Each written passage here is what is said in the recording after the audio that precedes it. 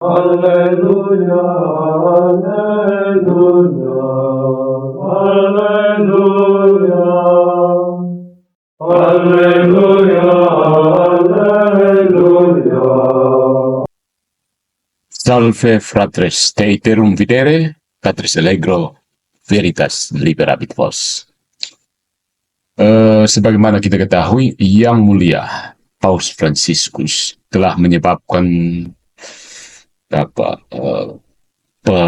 perselisihan pendapat, bahkan kemarahannya yang dapat diprediksi dengan dia mengendorse, menyarankan dalam kunjungannya baru-baru ini ke Singapura bahwa semua agama adalah jalan menuju Tuhan. Apakah Paus Fransiskus sepenuhnya salah? Ada banyak diskusi di luar sana. Berbicara kepada audiens yang terdiri dari sekitar 600 orang muda di Singapura, Paus Fransiskus bertanya kemana arahnya jika orang-orang saling menyerang dengan mengklaim agama saya lebih penting dari agama kamu. Agama saya benar dan agama kamu tidak. Nah, bagaimanapun beliau, Paus Fransiskus kemudian melanjutkan, hanya ada satu Tuhan dan kita masing-masing memiliki bahasa untuk sampai kepada Tuhan. Orang beranggapan bahwa Paus membatasi pikirannya pada agama-agama besar dunia, ya, terutama agama-agama Abrahamik, dan tidak mencakupi misalnya tradisi iman orang-orang Inka dan Aztec, yang agamanya menuntut pengorbanan sejumlah besar manusia yang tidak bersalah. Paus membatasi diri tentu saja untuk mempertimbangkan agama-agama besar yang dianut di Singapura tentu saja, ya.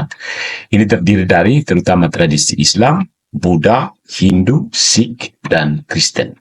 Di samping pengelompokan yang paling banyak dari semua yang lain. Tidak terkategori di sana. Nah, sementara kalau semakin ditarik ulur seperti ini, agama-agama teistik mungkin setuju bahwa bagaimanapun juga hanya ada satu Tuhan. Bisa diragukan apakah minoritas terbesar yang ada di Singapura yang terdiri dari umat Buddha, ya hampir sepertiga dari populasi di Singapura itu, hampir 2 kali lipat ukuran komunitas Kristen, mereka minoritas di sana, mayoritas di sana, bisa menemukan klaim itu dapat dipertahankan.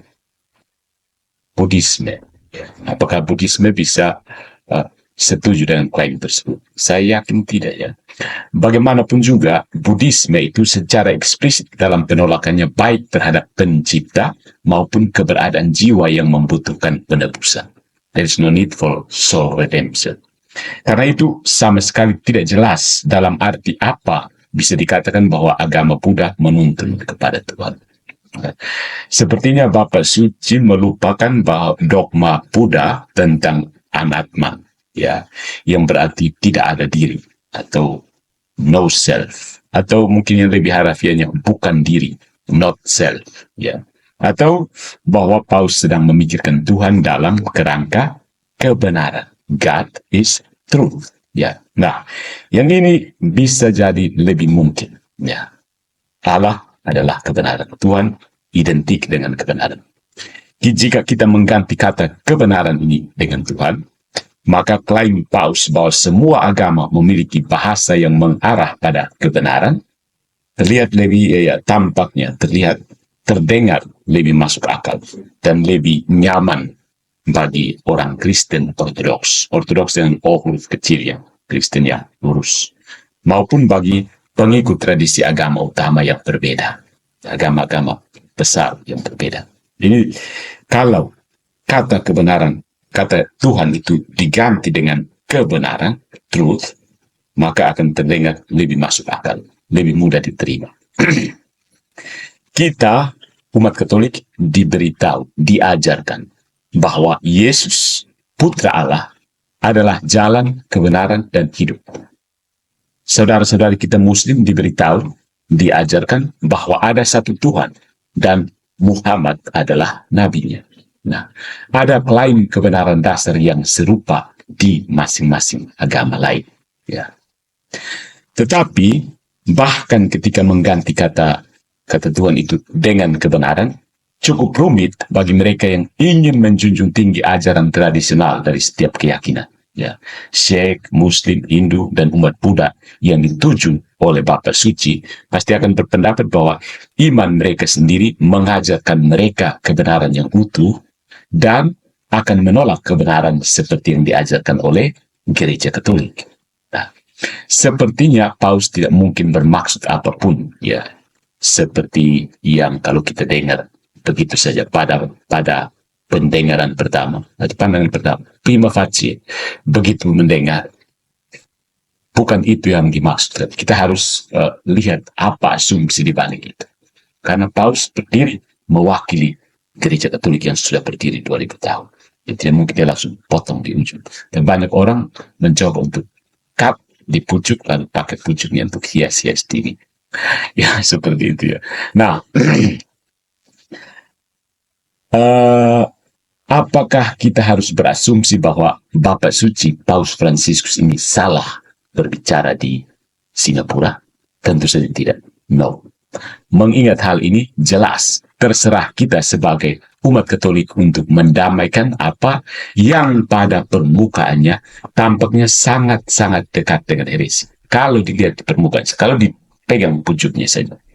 Dengan fakta yang jelas bahwa ini mendekati hal yang tidak terpikirkan, bahwa Paus harus mengajarkan secara salah. No. Jadi hati-hati, karena begitu tangkap di permukaan dan buang konteks mendasar yang ada di bawah, disuruh menyelam ke bawah, tidak mau bermain di permukaan, pasti berbahaya. Nah, kalau begitu bagaimana cara menyelam ke bawah? Bagaimana cara bertolak lebih ke dalam untuk memahami ungkapan yang mulia Sri Paus Fransiskus? Bagaimana memahami pernyataan Paus di Singapura? Kita bisa mulai dengan mengakui kebenaran dari klaim bahwa hanya ada satu Tuhan. Ya. Kita mulai dengan hanya ada satu Tuhan. Benar? Ya. Ada satu kebenaran. Yes.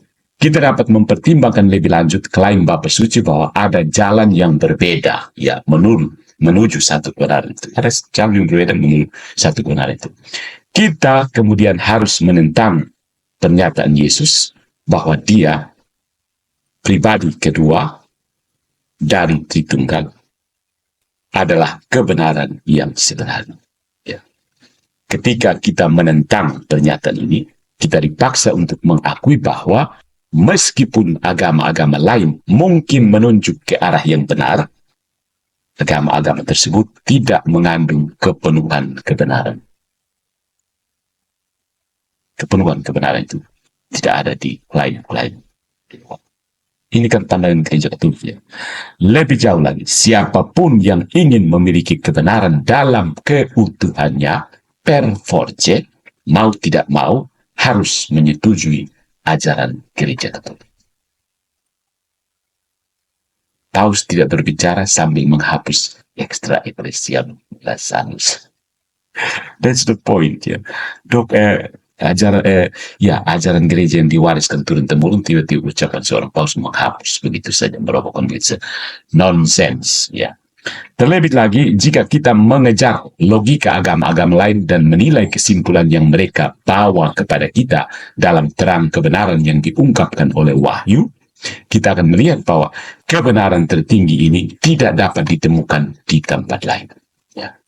Asumsi seperti inilah yang dimaksud dalam pernyataan Paus Fransiskus. Maka dia tidak salah untuk mengatakan bahwa masing-masing agama besar berbicara tentang satu Tuhan dalam bahasa mereka sendiri. Maka inilah cara kita seharusnya dalam memahami ajaran Bapa Suci yang diungkapkannya di Singapura. Kita tidak boleh puas dengan pemahaman permukaan semata-mata tentang apa yang beliau katakan. Jika kata-katanya diambil dengan cara seperti ini, kita harus menuliskan, kita harus menyatakan, kita harus membuat pernyataan bahwa apa yang dia katakan itu baik sebagai atau cuma ocehan seorang lelaki tua atau sebagai kebohongan yang disengaja. Yang kedua-duanya tentu saja tidak masuk akal. Sangat-sangat tidak masuk akal. Itu hanya ocehan atau kebohongan. Kenapa demikian, saudara-saudariku? Tidak dimaksud kita mungkin hanya berharap ya.